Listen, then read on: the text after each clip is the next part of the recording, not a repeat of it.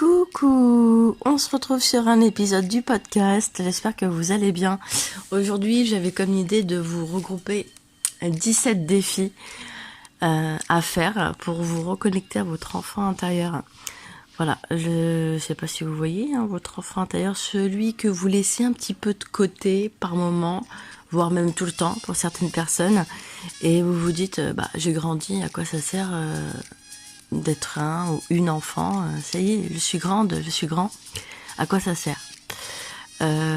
Tout simplement à vous reconnecter à votre enfant intérieur, à essayer de retrouver un peu de légèreté dans votre vie. Je parle pour les personnes qui se prennent beaucoup trop au sérieux. Pour retrouver un peu de légèreté, reconnectez-vous à ces 17 défis si vous en avez envie. Enfin, je dis ça, mais voilà, chacun fait comme il veut.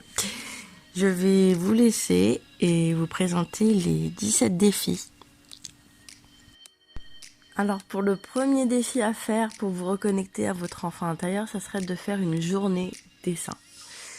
Ou même une après-midi, pas forcément une journée, mais une après-midi dessin. Vous passez l'après-midi à dessiner, à faire du coloriage, à peindre, mais vraiment à faire comme ça, sans forcément aller trouver un modèle sur internet ou avoir une idée. Même si vous n'avez pas d'idée, laissez libre cours à votre créativité, votre imagination. Et faites vraiment ce qui vous vient comme ça, intuitivement, en faisant soit de la peinture, du dessin, du coloriage. Pour le deuxième, n'hésitez pas à faire une cabane. Construisez une cabane ou une tente dans votre salon ou dans votre chambre avec des couvertures, comme vous faisiez quand vous étiez petit. Couvertures, oreillers, meubles. Bref, je pense que vous avez compris. Donc voilà. Ensuite, pour le troisième défi, ça serait de faire une journée jeux de société, jeux de rôle ou même des jeux vidéo pour vous reconnecter à votre enfant intérieur. Alors, encore mieux si vous avez des enfants, ça va vraiment vous aider à retomber dans votre enfance, à vous remémorer des bons souvenirs quand vous jouez avec vos frères ou vos sœurs ou même vos amis. Ensuite, pour le quatrième défi, et ça, vraiment, moi je le fais pratiquement tous les matins, seule ou avec mes filles, c'est mettre la musique qui vous booste le plus et vous dansez dessus, dansez sur votre musique préférée ou la musique qui vous booste, qui vous donne de l'énergie. Et vous allez voir l'effet que ça va faire dans votre corps, vraiment ça va vous mettre de bonne humeur et aussi vous faire remonter le moral et en même temps vous reconnecter à votre enfant intérieur.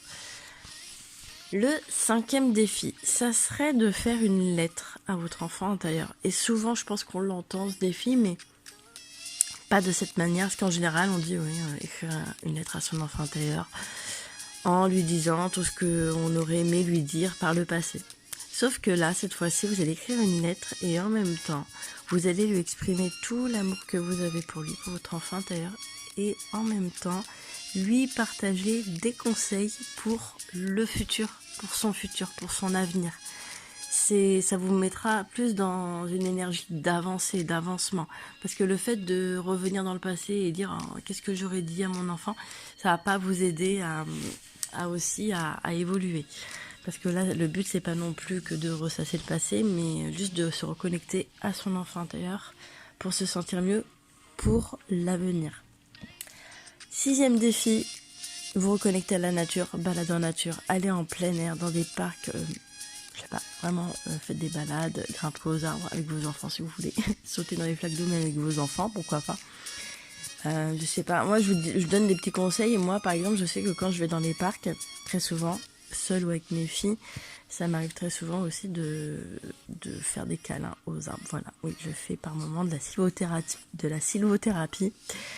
Et je me rends compte que ça me fait vraiment beaucoup de bien, ça m'apaise, c'est quelque chose qui m'apaise, moi qui ai un peu de nature un peu nerveuse, ça m'apaise. Ensuite, le septième défi, ça serait de faire une soirée cinéma, mais cinéma nostalgique. Regardez des films ou des dessins animés que vous regardiez quand vous étiez enfant. Et pourquoi pas même préparer un apéro, enfin des collations rétro en fait qui vous font ramener à votre enfance ce que vous mangiez quand vous étiez enfant, que ça soit du salé ou du sucré, peu importe, mais par exemple faites une petite recette que vous faisiez quand vous étiez enfant avec vos parents. Ensuite, pour le 8e défi, ça serait de créer un journal créatif. Par exemple, faire du journaling ou faire un journal créatif en utilisant des dessins, des collages, des poèmes ou des pensées spontanées ou même des citations.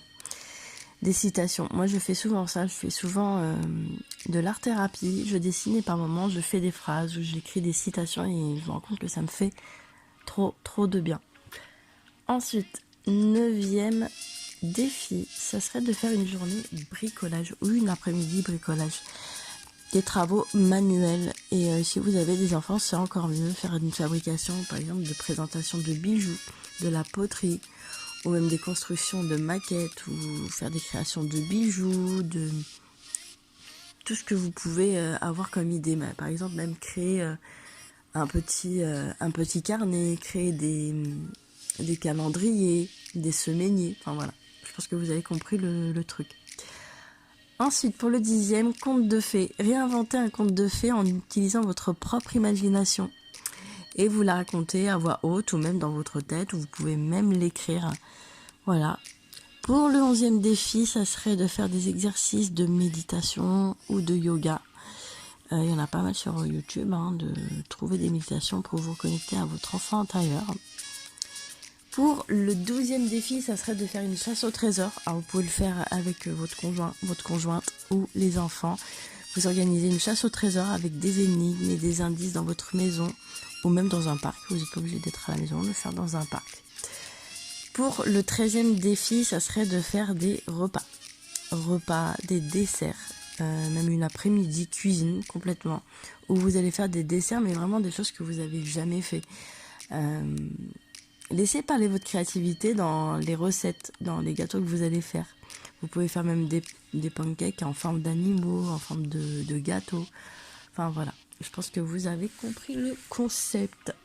Pour le 14e défi, ça serait d'aller dans un parc d'attractions, passer une journée dans un parc, pour profiter des manèges que vous profitiez, dans lesquels vous profitiez quand vous étiez enfant. Pour le 15e défi, alors là, je vous conseille de lire un livre que vous lisiez quand vous étiez enfant.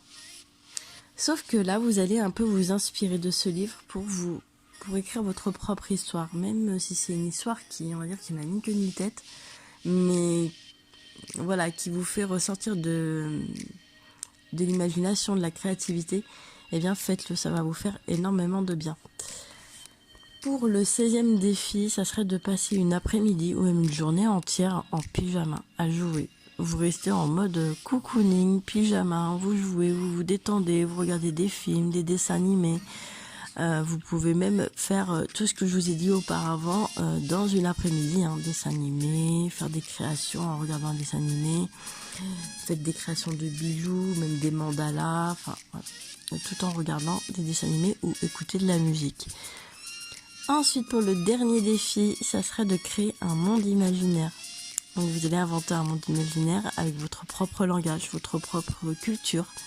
Et puis, si vous voulez, vous pouvez l'écrire, en faire un roman ou même de le dessiner. Alors, soit le dessiner comme vous voulez, sous forme d'un dessin simple, classique, ou même sous forme de BD. Voilà pour ces petits défis. J'espère que ça vous aura plu. Je vous fais plein de bisous et je vous dis à la prochaine.